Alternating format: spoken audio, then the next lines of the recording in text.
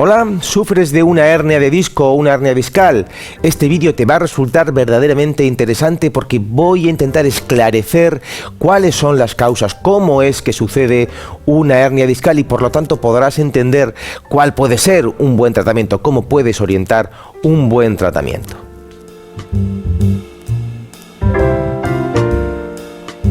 Y es que la hernia discal es un problema tan frecuente y tan doloroso como mal entendido muchas veces, diciendo que la causa es los esfuerzos que uno ha hecho, las cajas que ha levantado o todas estas cosas que realmente no tienen sentido para que una persona de 25 años haga una hernia discal totalmente extrusiva que está comprimiendo una raíz nerviosa. No pueden ser los esfuerzos. Mi abuelo levantó en el campo miles y miles de kilos y no tuvo nunca una hernia discal. No puede ser que los esfuerzos sean la causa de que uno haga una hernia discal, y entenderás ahora ¿por qué? ¿Por qué sí se produce una hernia discal en personas jóvenes? Vamos a empezar explicando qué es una hernia, ¿vale? Vamos a comenzar explicando qué es. ¿Ves aquí un dibujo esquemático? Esto no es la realidad, ¿eh? La realidad es bastante más compleja. Aquí los discos están muy monos, así como redonditos, bueno, pero sirve para entender que una hernia discal es esto, es este saliente de aquí y que da problemas en la medida en que comprime una raíz nerviosa.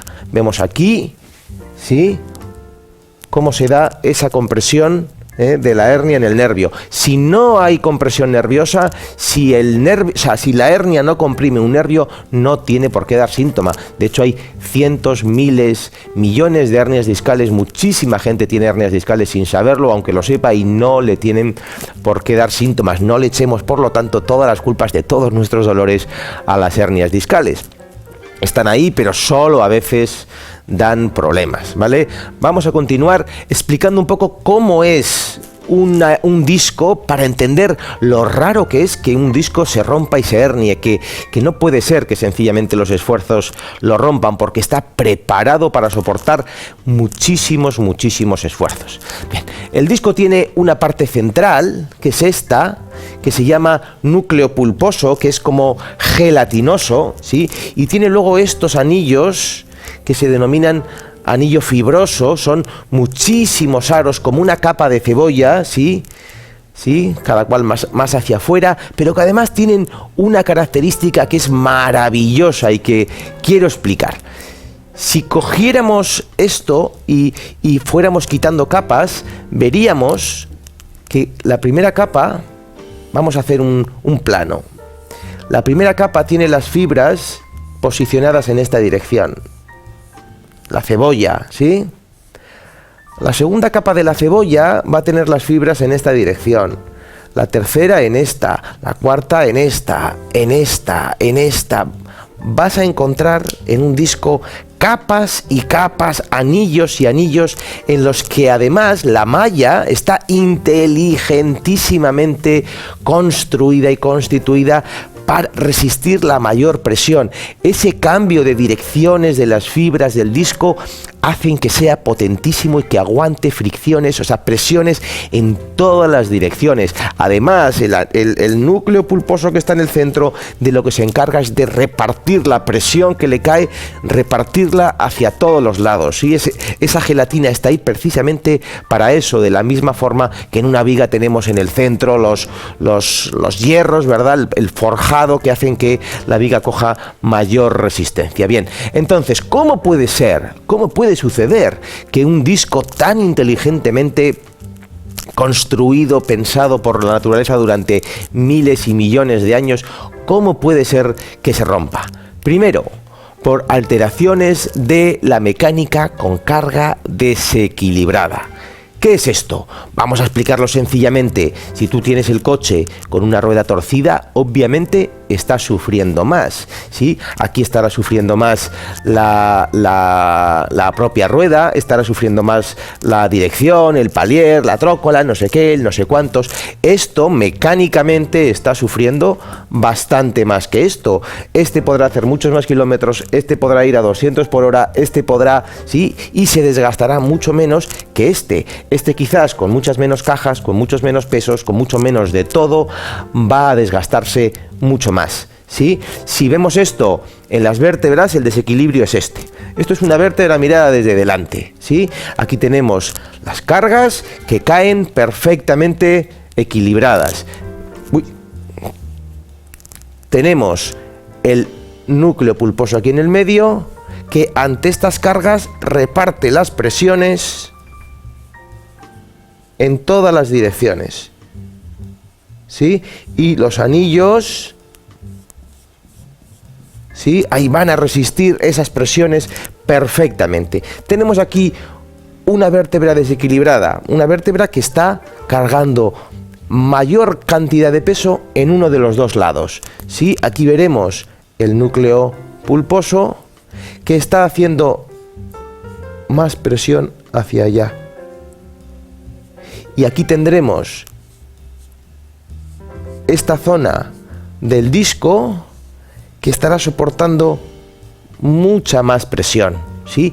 Esto es destructivo para un disco. Esta presión mantenida va deshidratando, va resecando, va machacando poco a poco el disco fibroso, ¿sí? Por muy resistente que sea, está preparado, está diseñado para funcionar de forma desequilibrada. No son, por lo tanto, los esfuerzos lo que va a dañar, lo que va a romper el disco, sino el uso desequilibrado de estos discos o de estas vértebras, ¿verdad?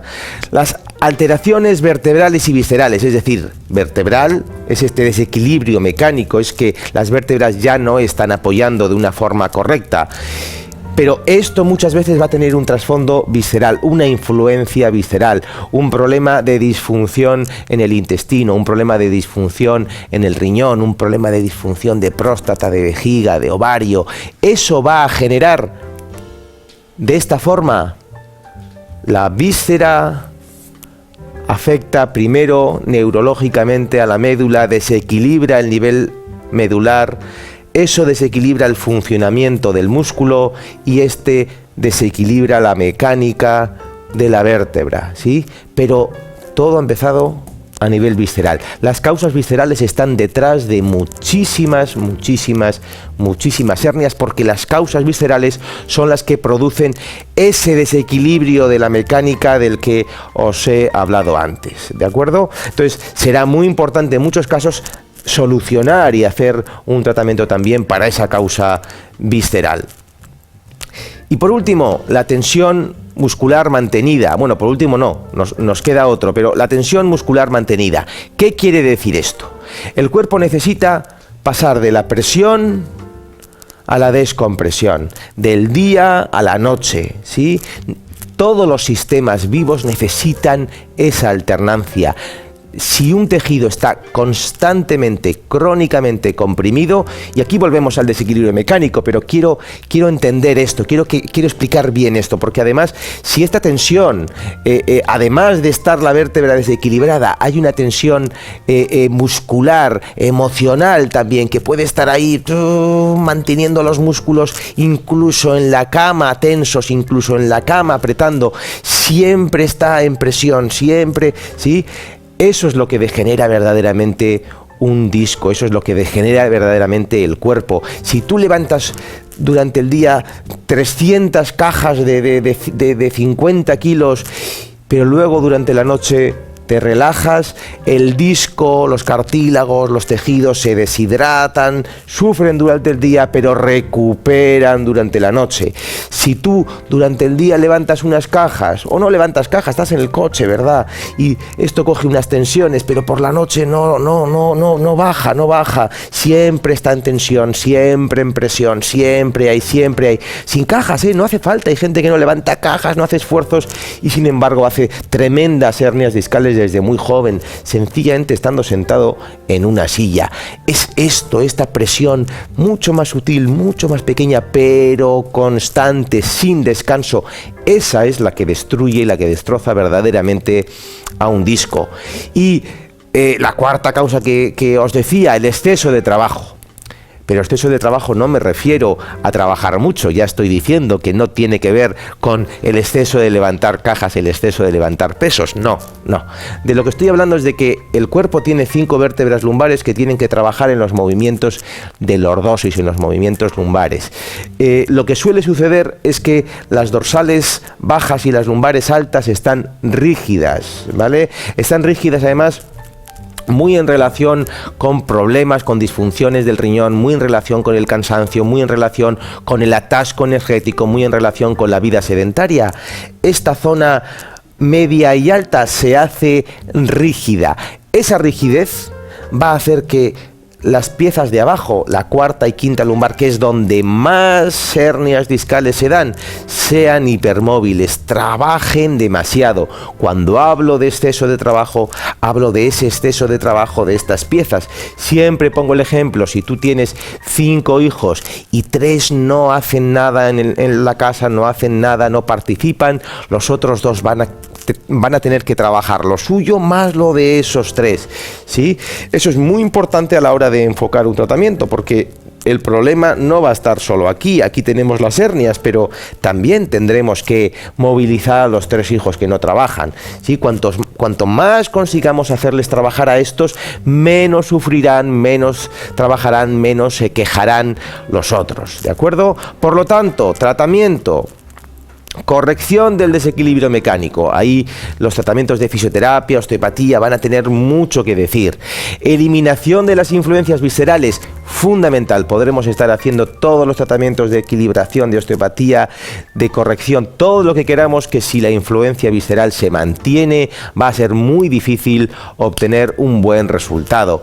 Relajación general de la musculatura, aflojar la musculatura global de la espalda, esas contracciones constantes, ¿sí?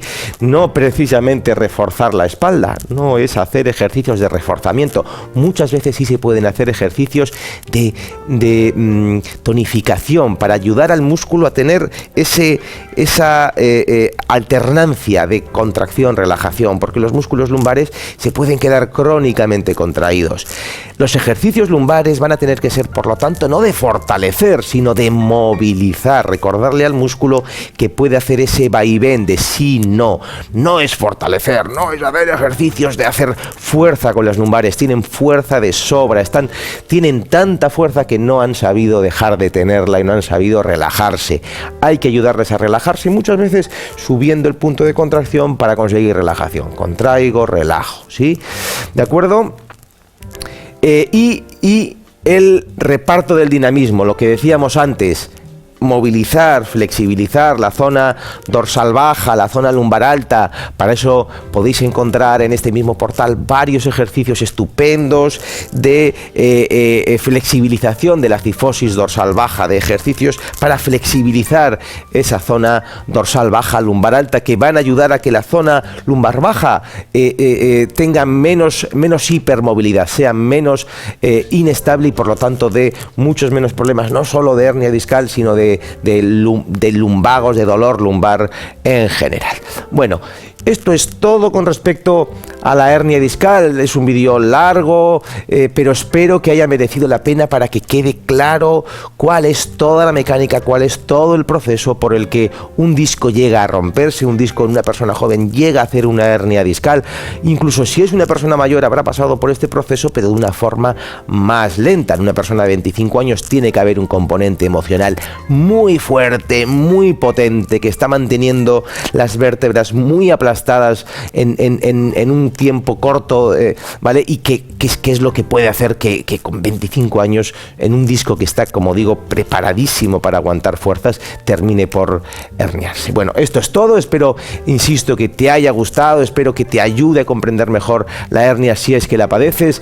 Ya sabes que de cualquier forma puedes encontrar en este mismo portal un montón de ejercicios, estiramientos, automasajes también para esta hernia discal. ¿Y dónde puedes encontrarlos? Aquí, en este tu portal de fisioterapia online.